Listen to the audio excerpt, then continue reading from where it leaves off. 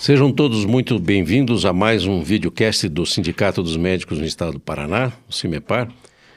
Hoje nós temos um assunto importantíssimo, como todos os outros têm sido, mas em especial esse que é um dos melhores caminhos para que o médico possa exercer a sua profissão, para que ele possa exercer seu mistério. Eu vou passar inicialmente aqui a doutora Cláudia Paola, que é a nossa secretária-geral, para que ela apresente nosso ilustre convidado, já agradecendo honrosamente a presença do doutor Rached Ajartraia, que é o presidente da Unimed Curitiba. E eu queria, antes mesmo que a Cláudia faça a apresentação, dizer do enorme prazer, da enorme honra em ter o doutor Rached, que é uma das maiores lideranças no sistema Unimed, mas também na saúde do Paraná como um todo e na representação dos médicos como Estado, como profissão, não só no Estado do Paraná, mas basicamente no Brasil como um todo, em função dos vários papéis que ele exerce. Vou pedir que a doutora Cláudia apresente o doutor Rached e depois vou pedir que o doutor Rached também faça os complementos. Olá a todos que estão nos assistindo. Então, hoje a gente vai falar um pouquinho mais sobre relações de trabalho na medicina e o cooperativismo como uma alternativa sólida e sustentável para os médicos. E para essa conversa, a gente tem aqui com a gente hoje o Dr. Rached Ajartraia, que é diretor-presidente da Unimed Curitiba, a maior operadora de planos de saúde do Paraná e uma das maiores do sistema Unimed no país.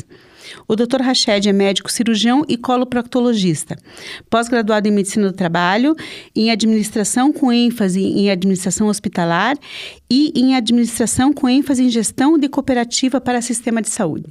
Muito bem-vindo aqui ao nosso programa, ao CIMEPARcast. Dr. Rached, é um prazer estar aqui com o senhor. Eu agradeço o convite, doutor Marlos, doutora Cláudia, um prazer é nosso. Eu agradeço as palavras do Marlos, acho que vamos diminuir um pouco esse sarrafo, mas eu acho que nós somos, sim, com muito orgulho, representantes da classe médica e fazemos isso com um papel, eu diria assim, importante, que é o nosso papel, inclusive, desse associativismo, a exemplo do que vocês mesmos fazem dentro do sindicato, e eu acho que esse papel é um papel que o médico também precisa pensar em assumir, porque nós precisamos de protagonistas nessa cena. É verdade. Muito obrigado, doutor Rached. Eu gostaria até a guisa de uma abertura e de uma relação entre o sindicato e o sistema Unimed, né, de atendimento médico. Eu gostaria de chamar a atenção daqueles que nos ouvem e nos assistem em relação à origem do sistema Unimed. O sistema Unimed ele tem uma origem, basicamente, numa discussão sindical, né, que aconteceu para que houvesse melhoras das condições de trabalho, mais especificamente na cidade de Santos. Então, se o Dr. Rached puder fazer um breve relato histórico desse momento, né, que é um momento que acabou gerando todo o desenvolvimento do sistema Unimed.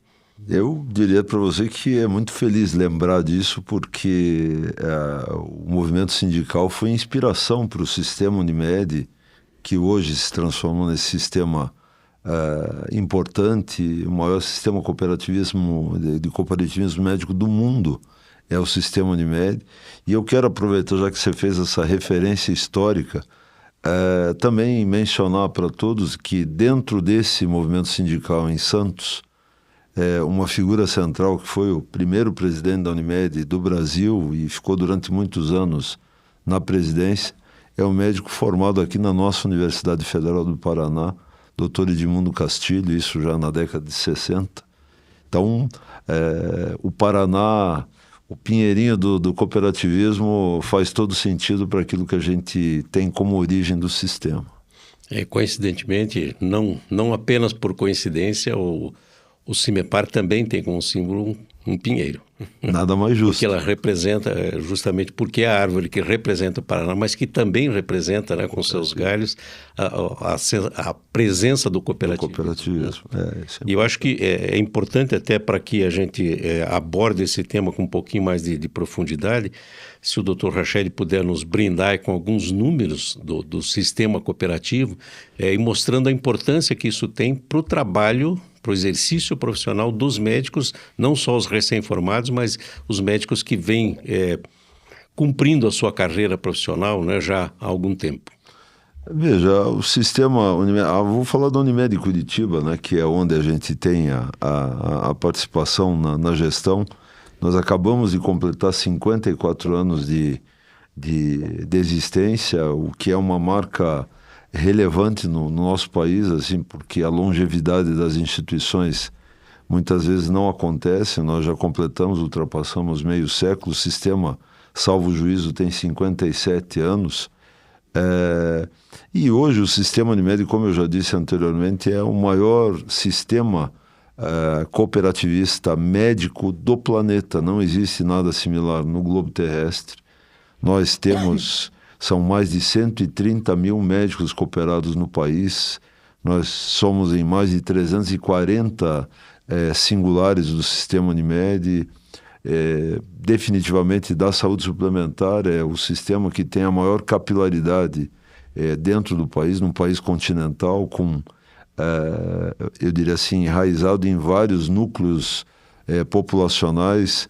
São quase 21 milhões, de clientes do sistema Unimed, o que nos transforma realmente numa estrutura importante, eu diria assim, bastante responsável pela prestação de serviço, não necessariamente só para usuários da Unimed, porque o cooperativismo nos exige algumas práticas que, entre elas, o de desenvolvermos as comunidades onde as cooperativas estão inseridas. Então, existe um papel extremamente importante do sistema Unimed e, como você disse, Marlos, é algo que a gente tem buscado perpetuar, também olhando as universidades, como é que se diz, as floradas de novos médicos que todos os semestres chegam ao mercado, e olhando toda essa população com uma responsabilidade muito grande no sentido da permanência desse modelo como um modelo que é uma referência em qualidade assistencial. E que é uma alternativa de trabalho em que as pessoas se ajudam. O nome já diz, né? Cooperativo. Então, não está visando um ou outro, né? Todo mundo está ali por um bem comum, né? Nisso, cooperativas e sindicatos, apesar de serem formas diferentes da organização coletiva, né? Tem o sindicato mais com a função de garantir direito trabalhista e a cooperativa se organizando em torno da autogestão, da sustentabilidade econômica para poder gerar trabalho e renda a todos os cooperados, né? O senhor acredita que os sindicatos e as cooperativas podem caminhar juntos na defesa e na valorização dos médicos? Eu não tenho nenhuma dúvida disso. A nossa origem é a mesma. A nossa origem, o Marlos fez uma referência histórica. Nós nascemos dentro de um instituto sindical. Então, nós comungamos exatamente dos mesmos valores, do mesmo propósito, do mesmo princípio. Existem, na verdade, assim, linhas diferentes da atividade ou da função de cada um, mas como conceito basilar, eu não tenho nenhuma dúvida, caminhamos de mãos dadas sempre, porque esse é o nosso papel. E juntos somos muito melhores, né? Com absoluta certeza. Muito melhores. Hoje é um entendimento de que o sistema de saúde no Brasil como um todo, né, é um sistema único.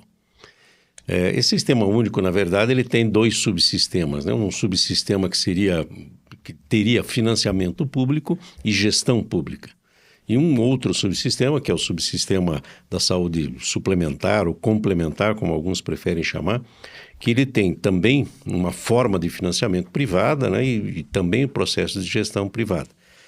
A gente entende, e até gostaria de ouvir a opinião do Dr. Rached nesse sentido, a gente entende que o processo de gestão diferenciado entre um modelo e outro, né, em relação aos dois subsistemas, ele faz com que a importância do profissional médico seja maior em um ou em outro sistema para o volume de atendimento. Mas o que a gente gostaria de colocar aqui é em relação não só à quantidade de profissionais nos sistemas, como o Dr. Rached já comentou, mas também em relação à qualidade, da assistência. E eu gostaria que o Dr. Rached fizesse alguns comentários sobre algumas diferenças possíveis entre os dois subsistemas, em relação à qualidade assistencial, que eu acho que é um dos pontos fundamentais aí do surgimento do cooperativismo e da manutenção por tantos anos, né, por mais de 50 anos do sistema.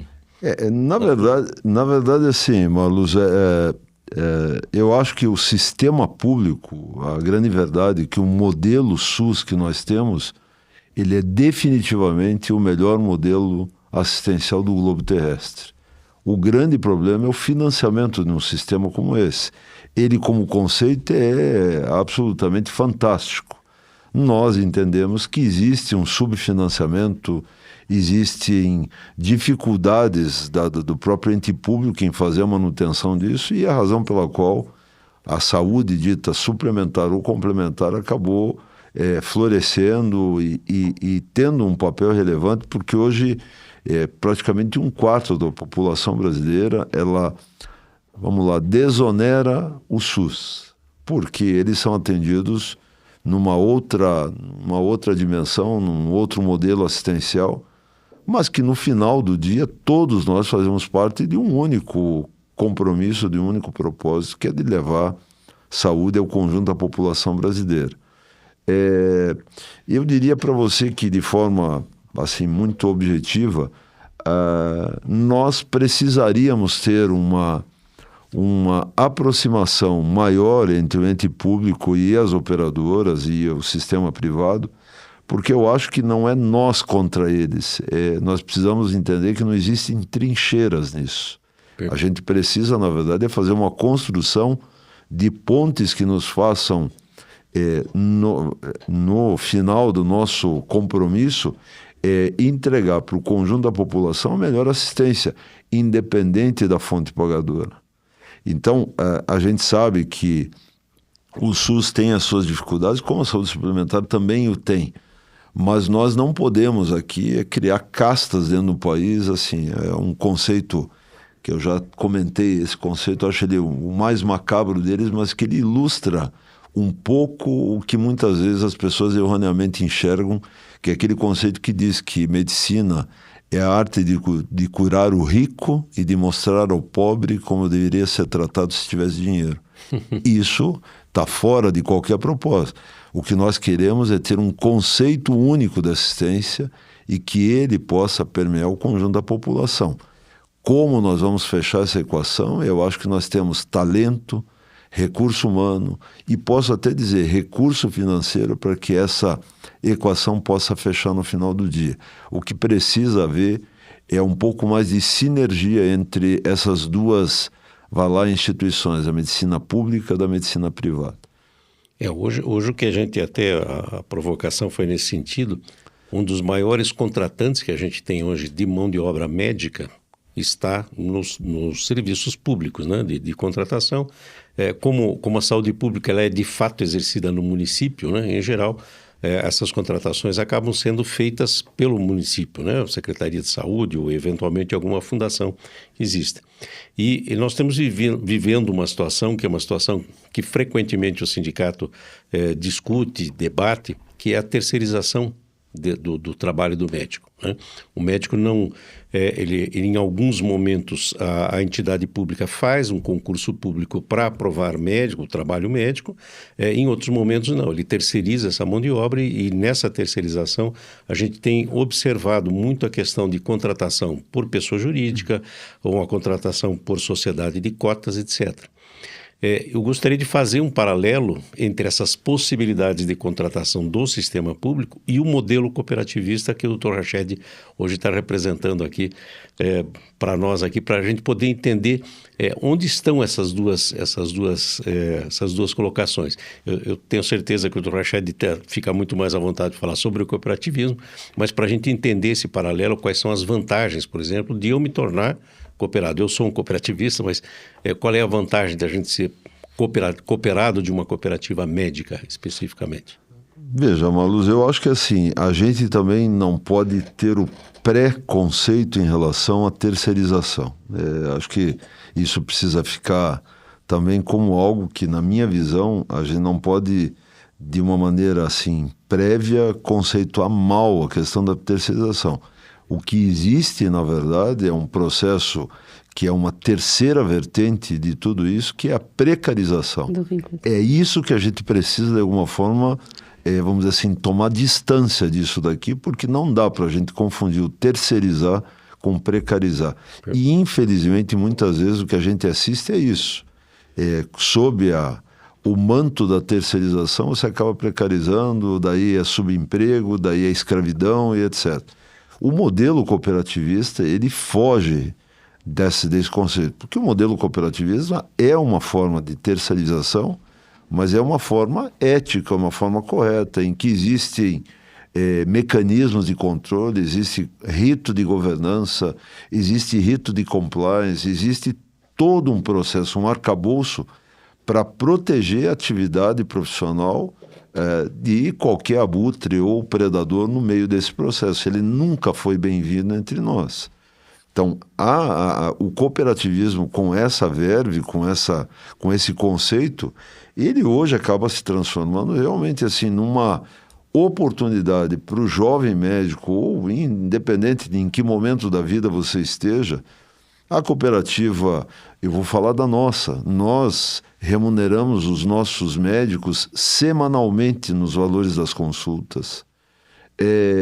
Existe previsibilidade, existe discussão para onde nós podemos ir, existe uma discussão ampla com o cooperado do orçamento para o ano, qual é a nossa expectativa de crescimento, qual é a nossa expectativa de valorização. No nosso caso, ele tem ainda o benefício de um plano de saúde que é subsidiado para que ele possa ter um bom atendimento. E existem vários outros benefícios que, se a gente começar a listar daqui, eu vou atrapalhar aí o podcast. Eu acho que o modelo cooperativista feito com essa característica, e aí também eu não posso deixar de dizer, existem aspas cooperativas de fachada que muitas vezes também acabam denegrindo este ramo da atividade com práticas com as quais a gente de forma alguma compactua. Então, o cooperativismo sendo feito de forma ética, correta e transparente, ele é uma alternativa espetacular para oportunizar para o médico o acesso ao mercado de trabalho, com uma instituição que todos os dias acorda e dorme pensando em como gerar trabalho e renda para o médico cooperado. Então, é este cooperativismo que a gente acredita e é nisso que a gente trabalha. Até porque eu acho que um aspecto que é importante ressaltar, no cooperativismo médico do sistema Unimed especificamente, em alguns outros nem sempre funciona dessa forma, a gestão é feita por médicos.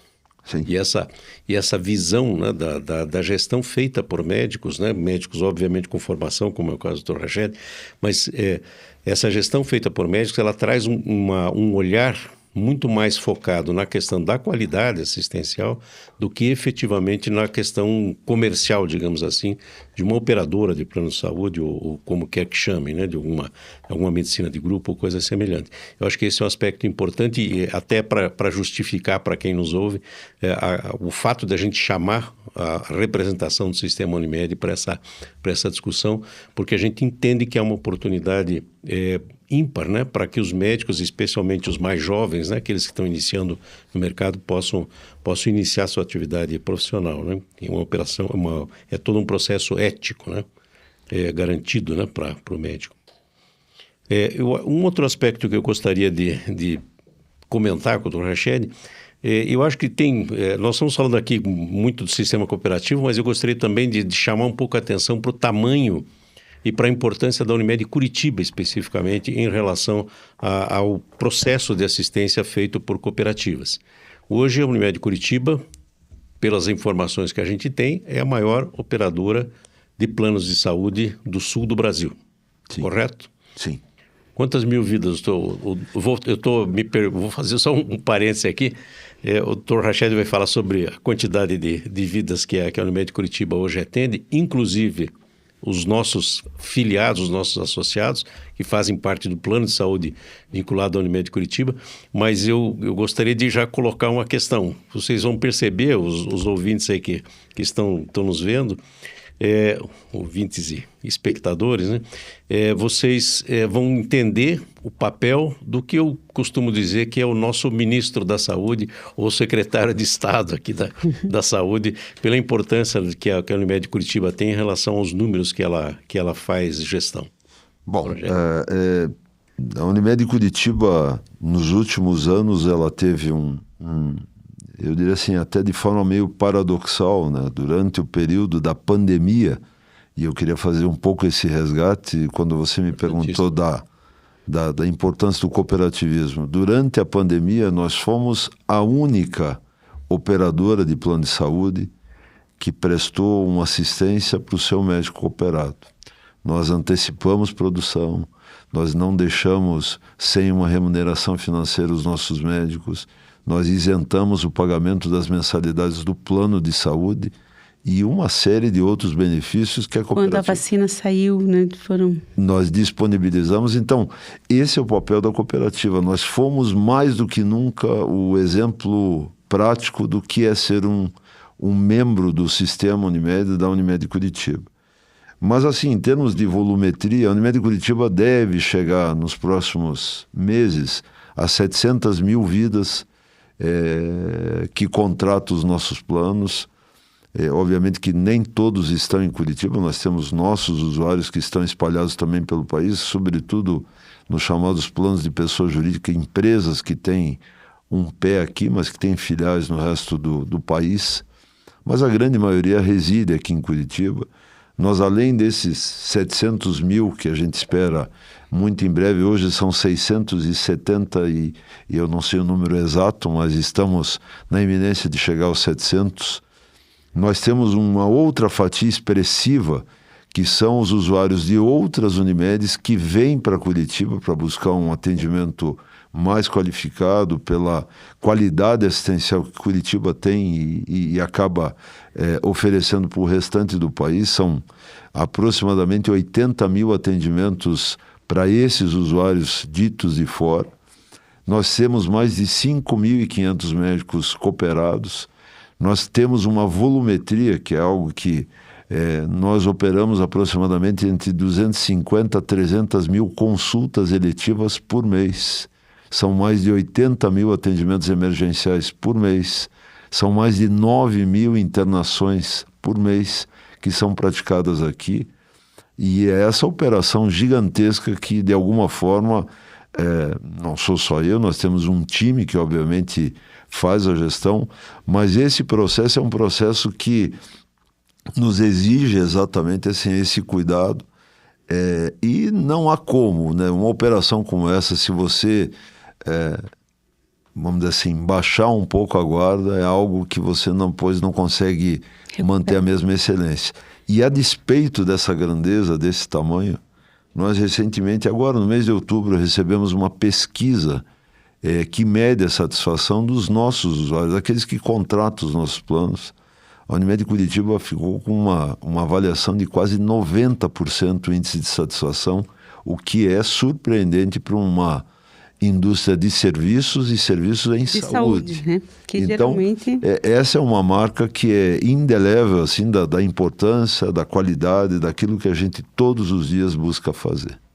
Doutor Rachel, esse crescimento da Unimed, essa força da Unimed, a gente vê também na rua, porque a gente vê ali o Hospital e Maternidade Nossa Senhora de Fátima, que foi adquirido pelo Grupo Unimed, os laboratórios que cada vez a gente vê mais unidades. Agora, perto da minha casa, ali já tem uma unidade do laboratório, então, para coleta de exames. Isso tem crescido bastante, né? A oferta de serviço também, porque se o plano expande e você tem uma cobertura, né? Um número maior de vidas cobertas, também se fez necessária essa expansão física. Sim, até porque, doutora Cláudia, o que a gente sempre usou como matriz do nosso racional em relação à gestão é de que o crescimento que a Unimed Curitiba viesse ou vier a ter ou que tenha, ele tem que acontecer de forma estruturada. Nós não acreditamos em crescimento sem estrutura. Nós precisamos planejar, e esse crescimento precisa ser suportado. Não adianta você ter uma carteira gigantesca de pacientes e você atender mal. Nós precisamos, na verdade, oferecer qualidade. Então, nós estamos chegando no primeiro trimestre do ano que vem, 2026, a 26 unidades do nosso laboratório. Nós fizemos, nos últimos 3 anos, a instalação de um serviço de atenção primária à saúde, que a Unimed de Curitiba tinha como um dever de entrega. São 5 unidades num espaço de tempo relativamente curto. Nós entregamos um ativo assistencial no município de Araucária, que tem um grande vazio assistencial, e aí a nossa responsabilidade é com pronto-socorro, com unidade de infusão, com laboratório, com APS dentro. A maternidade, da mesma forma, porque nós entendemos estrategicamente que nós precisamos entregar algo que a gente acorda todos os dias como propósito, que é qualidade daquilo que a gente faz. E essa preocupação com a qualidade a gente vê também na oferta para os médicos de aperfeiçoamento, de cursos, né? A gente tem acompanhado também. Nós temos isso como um compromisso. Eu falei do 7º pilar do cooperativismo, que é esse interesse pela comunidade, mas o 5º pilar, ele não pode também ser esquecido, que é exatamente da questão da cultura, da educação. Eu até falava, tem um pensamento de um ex-reitor de Harvard, que dizia o seguinte: se você acha a educação cara, experimente a ignorância. Aí a gente vai ver o que custa isso. Então, esse é o nosso compromisso, é o compromisso de cada vez mais qualificar todos. E não é só o nosso cooperado. Nosso colaborador, dentro do Unimed, nós temos uma preocupação gigantesca em oferecer qualificação, pós-graduação, graduação, especialização para todo esse público que trabalha conosco, no sentido de que a gente possa trazer para esse conjunto de pessoas uma experiência de crescimento profissional, intelectual, laboral, ou seja lá o que for. Uma função bem importante da cooperativa, né? Social. Todos crescendo junto à função social. Isso. Que também tem o Instituto Unimed Curitiba, que eu queria que o senhor explicasse um pouquinho para a gente e falasse quando que surgiu e qual que é o objetivo desse instituto. Então, o instituto ele foi entregue para a comunidade no meio da pandemia. Ele completou 5 anos, ou seja, em meio à pandemia, o instituto foi entregue, muito no sentido de que a gente pudesse organizar um pouco as atividades que, de uma maneira informal, a cooperativa já fazia, em auxílio, aqui, ali, cursos para as comunidades ditas vulneráveis do ponto de vista social. Quando nós tivemos a felicidade de inaugurar o Instituto, nós não tínhamos a ideia de como isso ia, num curtíssimo espaço de tempo, experimentar um crescimento na sua atividade. E razão pela qual nós inauguramos há 5 anos atrás, e no último mês de agosto nós tivemos que trocar a sede para uma sede muito mais, eu diria assim, adequada para o volume de trabalho que o Instituto passa a ter. Só para que vocês tenham uma ideia, não é só isso que o Instituto faz, mas vou dizer de algo que nós vivenciamos durante a pandemia, que era exatamente aquela questão da fome, de comunidades que estavam sofrendo aquilo que é o mais perverso dos sofrimentos no ser humano, que é fome. E nós arrecadamos durante a pandemia, na primeira atividade que foi feita, quase 80 toneladas numa noite em alimentos que nós acabamos oportunizando. Estamos chegando à 4ª gincana, chamada Orgulho de Cuidar, que tem como objetivo arrecadar e trazer benefício para essas comunidades que a gente, de alguma forma, auxilia de uma forma anônima, porque eu prefiro que seja assim. São mais de 250 toneladas em 4 edições da gincana. Então nós precisamos de espaço para um movimento e uma operação desse tamanho. Então isso é algo que definitivamente nos orgulha demais, porque isso não tem a ver com vender plano de saúde, com atendimento. Ou com o salário do médico, o trabalho do médico. É uma ação social que também é a nossa parte, que cura. E eu acho que isso é um papel, está no DNA do cooperativismo. Quando você é um cooperativista de verdade, você agir e atuar dessa forma. Com responsabilidade social, né, doutor Isso. Rached? Eu achei que isso é muito importante. Eu acho que só pelos números aí que o Dr. Rached comentou, dá para entender por que nós estamos conversando com o Dr. Rached. Eu acho que pela representação e pela importância que o sistema Unimed tem em Curitiba, no Paraná e no Brasil, como a gente comentou. Eu acho que é importante até dizer que essa representação, ela favorece não só o trabalho do médico, mas favorece o trabalho do médico na comunidade. Ela tem essa visão do coletivo, né, que muitas vezes passa despercebido em algumas atuações, né? A gente vê que determinadas determinações, regras, enfim, algumas legislações, elas são muito objetivas e não enxergam o alcance do trabalho médico na comunidade.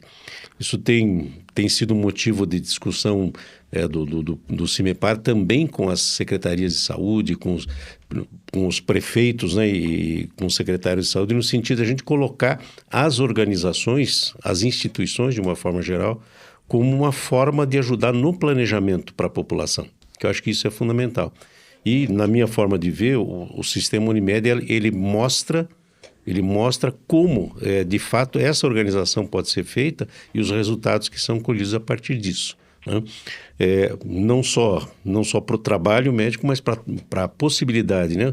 Os hospitais que são credenciados pela rede, hoje o atendimento a determinadas doenças ou determinados transtornos, né? Como a gente tem hoje o transtorno do espectro autista, que exige uma presença e um acompanhamento médico permanente, tudo isso faz parte de um desenho. Então eu queria fazer uma pergunta que eu sei que é uma provocação, na verdade, não uma pergunta, mas uma provocação.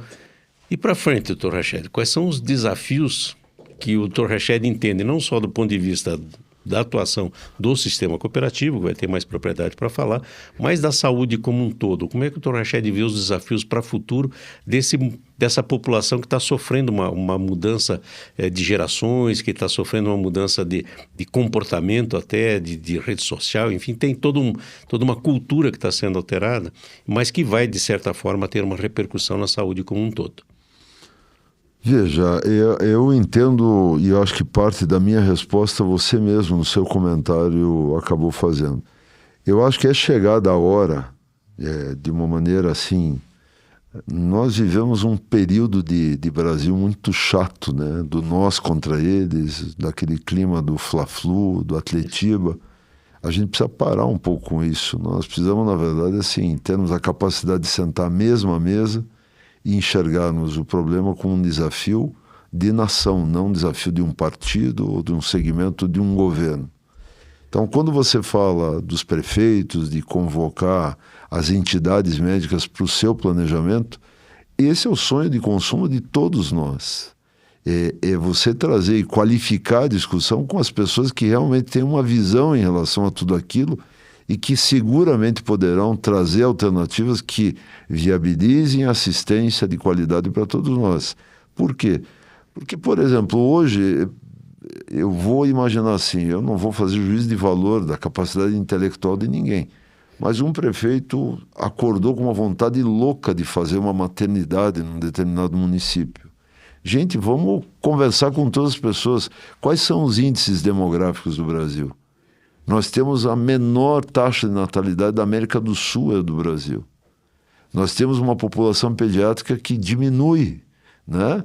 Nasce, mas nasce cada vez menos. Será que eu preciso de mais maternidade? Será que eu vou precisar de mais serviços para atendimento geriátrico? Uma população que até 2030, 2040, a nossa pirâmide etária vai se inverter.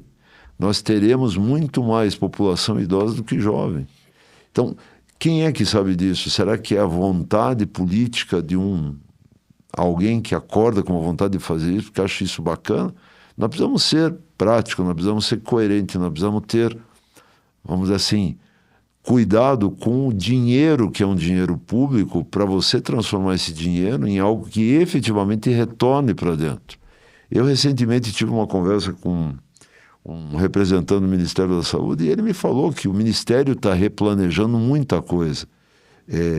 Maternidades que estão sendo enxugadas, hospitais pediátricos que estão sendo diminuídos no seu tamanho, porque essa é uma população que está minguando. Isso é você fazer gestão de verdade. Porque se nós não tivermos esse cuidado e olhar a cena como ela precisa ser vista, eu diria assim que nós não temos como errar. E eu vou fazer eu adoro frase feita, mas vou fazer mais uma, que é essa do cara que é um mago da administração, que é o Peter Drucker, que diz assim, quando alguém pergunta assim, qual é a questão do futuro, né? Ele dizia, né, a melhor forma de prever o futuro é criá-lo. Quer dizer, o futuro que vai acontecer, ele está sendo produzido hoje.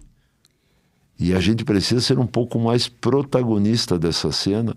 E eu acho que as entidades, sindicato, Sistema Unimed, as associações médicas, nós precisamos ser ouvidos no sentido de que a gente tem um papel relevante para ajudar a planejar como esse mundo vai crescer, como o nosso país vai para frente. É a questão do planejamento estratégico mesmo, né? Ver qual é a realidade, o que tem que ser, o que a gente tem agora, o que falta, para onde isso está caminhando, né? Exato. Se não tiver uma visão macro, não adianta querer fazer milagre com, né? Porque aí é achismo, né? E a chance de dar errado é muito grande.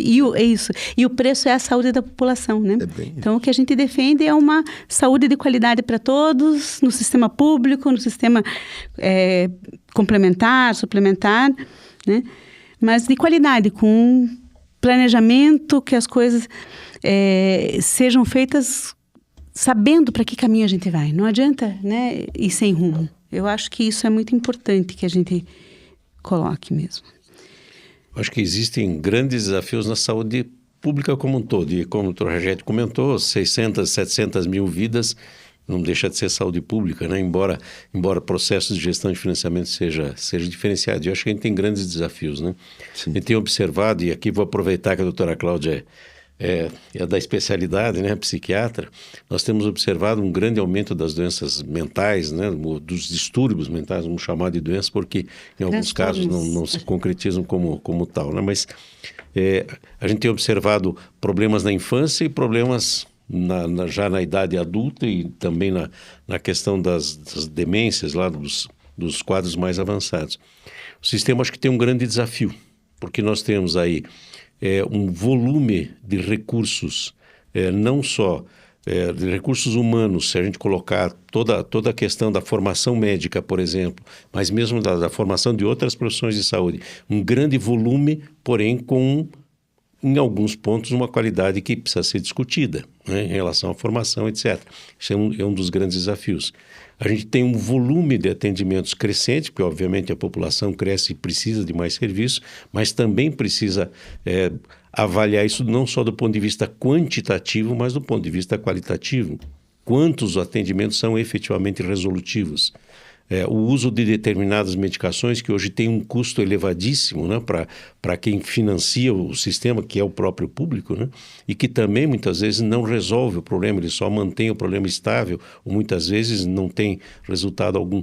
Eu acho que esses são alguns pontos assim que, de uma forma geral, a gente precisa trazer legislativo, precisa trazer judiciário, precisa trazer as áreas governamentais, principalmente, que determinam essas políticas, né, para uma discussão mais ampla, né.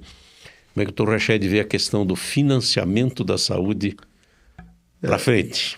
Eu diria assim, com um grande desafio. Nós temos um recurso que é finito para uma demanda que, se você não sabe controlar, ela é infinita. E aí não existe nada fica em pé com uma equação como essa.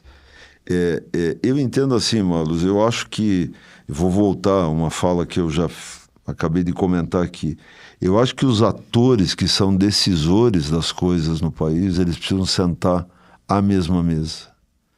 Nós não conseguimos, eu pelo menos não consigo vislumbrar uma solução que se sustente se você não ouvir todos aqueles que entendem do processo e que possam contribuir. Esta coisa que é histórica, segrega porque esse não ou aquele não existe. Nós precisamos aprender a conviver com o debate, com aquele que é o contrário ao teu pensamento, mas nós precisamos, de alguma forma, construir uma agenda que consiga fazer com que a gente tenha uma convergência daquilo que nós precisamos fazer. Não adianta você ficar muitas vezes no entusiasmo fazendo as coisas, elas não suportam, elas não sustentam. Você tem custo de drogas, que, por exemplo, você comentou aí, uma medicação, 15 milhões de reais para você fazer infusão para uma pessoa. Eu não estou discutindo o custo, eu não estou discutindo a indicação. O que nós precisamos saber é, vamos então agir, vamos ter um protocolo, vamos fazer isso.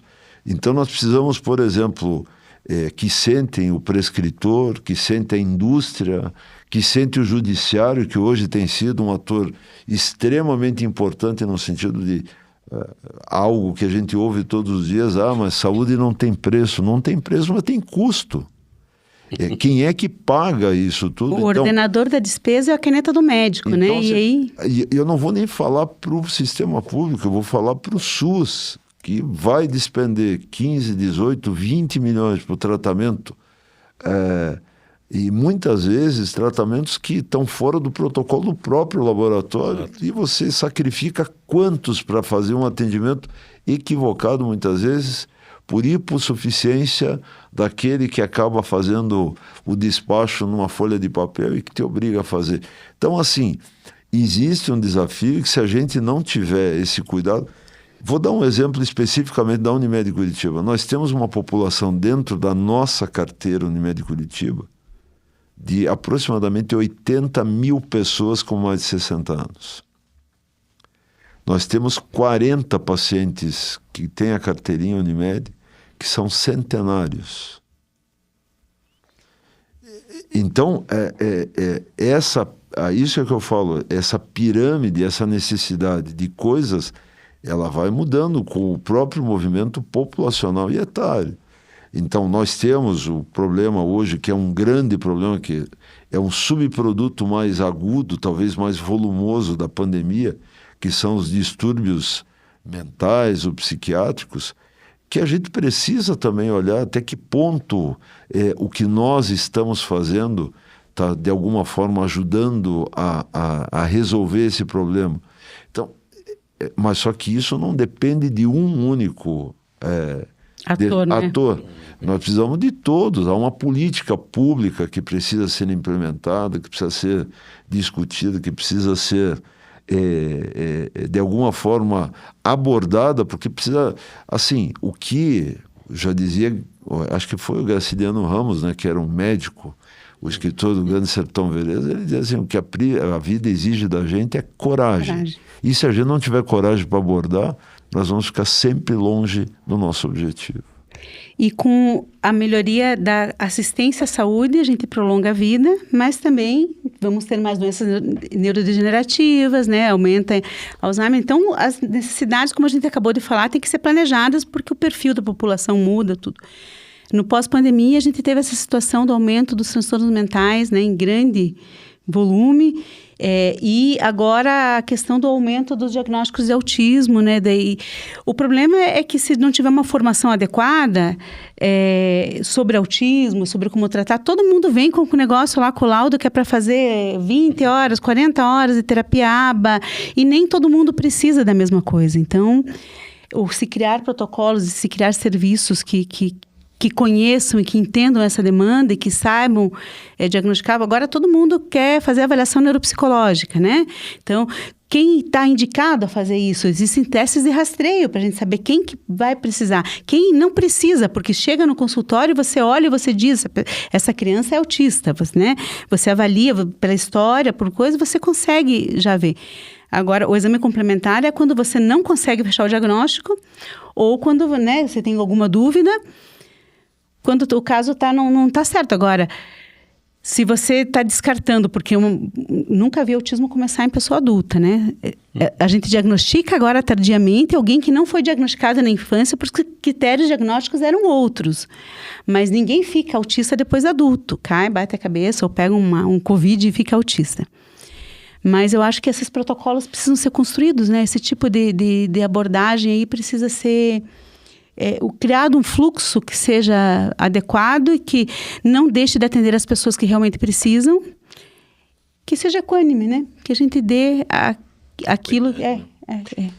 Eu até que a pessoa precisa. Quero até lhe agradecer por trazer esse tema, porque isso, agora, no dia 2 de dezembro, nós fechamos um ciclo de debates exatamente sobre transtornos do neurodesenvolvimento, em que nós envolvemos o ente público, nós envolvemos o judiciário, nós envolvemos os cientistas, nós envolvemos o fisioterapeuta, o terapeuta ocupacional, nós envolvemos os educadores, as secretarias de educação de município, de estado, porque essa é uma discussão ampla da sociedade, não é uma discussão de quem vai pagar ou de quem prescreve, não é essa a discussão.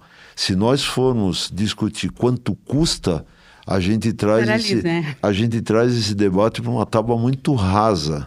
Não é a questão do custo. Nós estamos discutindo, entre outras coisas, o custo, mas a importância, primeiro, de o que eu estou fazendo que beneficie um ser humano que tem um transtorno como esse. Será que toda essa jornada, que muitas vezes você acaba submetendo uma criança, um adolescente, a ficar preso em determinadas coisas, realmente isso está trazendo para ele algum tipo de benefício?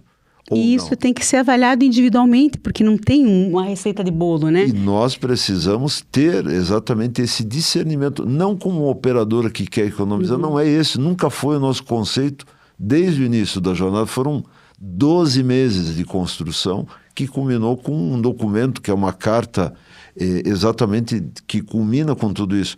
A intenção é que a gente precisa discutir de forma muito franca, muito transparente, muito honesta com todos aqueles que estão envolvidos, a escola, o judiciário, o médico, o terapeuta, a família do paciente que tem algo dessa natureza, porque se todos eles não chegarem a esses acordos coletivos de como nós vamos operar, eu vou dizer assim que nós já tivemos crianças que ficaram 10, 12 horas em terapia num único dia, fazendo isso, fazendo aquilo. O que efetivamente eu estou beneficiando? O Marlos ia falar alguma coisa? Desculpa. Não, acho que não, perfeito. Eu acho que esse caso ele ilustra exatamente o que a gente tem para provar, né? Que é necessário envolver a sociedade numa discussão sobre saúde. Sim. A gente vê, até vou aproveitar aquela questão sobre o financiamento, a gente vê secretarias de saúde que dizem assim, olha, eu preciso mudar a forma de contratação dos médicos porque a Secretaria da Fazenda diz que nós estamos gastando muito. E eu costumo, nesses contatos que a gente tem, eu digo, gente, espera um pouquinho, a Secretaria de Fazenda está definindo o que a Secretaria de Saúde vai fazer por uma questão puramente orçamentária?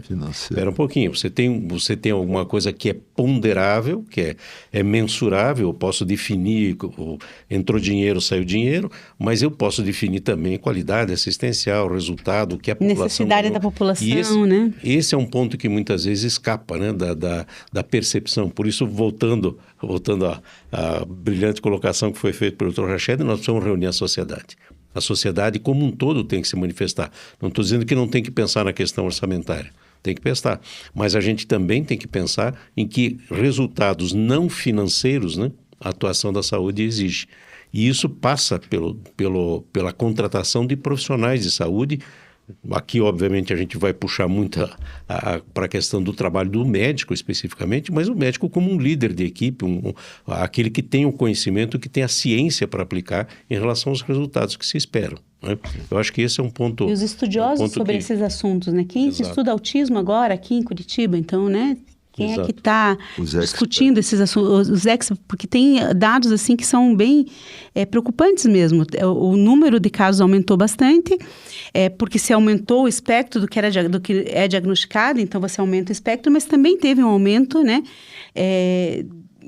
Que a gente não sabe se é por alguma coisa ambiental, alguma viroses gestacionais, né? A gente não sabe ainda como é que vai ser o neurodesenvolvimento das crianças gestadas ou que tiveram a primeira infância. Que sociedade, né? Que sociedade nós vamos ter. Que tiveram a primeira infância durante a Covid, que tiveram essa virose no momento em que estavam sendo formadas as conexões neurais, no momento das podas neurais. Então, tudo isso a gente tem que se preocupar e ir atrás do que se sabe hoje em ciência, as melhores práticas, o que se pode fazer.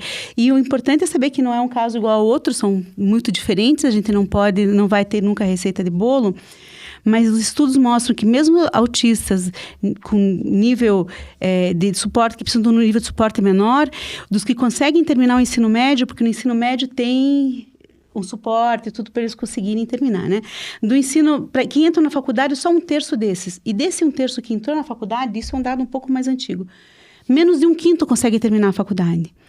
E isso acaba levando a condições mais precárias de trabalho, a uma dificuldade na sua autonomia de vida diária, precisa muito de TO, que é um profissional que a gente não tem o suficiente que deveria ter. Então, são discussões amplas que exigem um planejamento a longo prazo, a médio prazo, porque a gente não sabe o que vai ser daqui a 20 anos, saúde é um daqui a 30 anos. Que perpassa por todos, né? Todos os campos sociais, né? E é importante que a gente aborde. A gente está caminhando mais para o encerramento aí, e eu gostaria então Dr. Rached, o que nós não abordamos que o senhor gostaria de nos falar aqui? Já agradecendo imensamente a participação. Eu quero, mais uma vez, agradecer a oportunidade da gente estar conversando com a nossa casa original, que é o sindicato. O sistema, então, nasce do Sindicato dos Médicos na cidade de Santos, mas a nossa relação ela é muito fraterna, é muito próxima.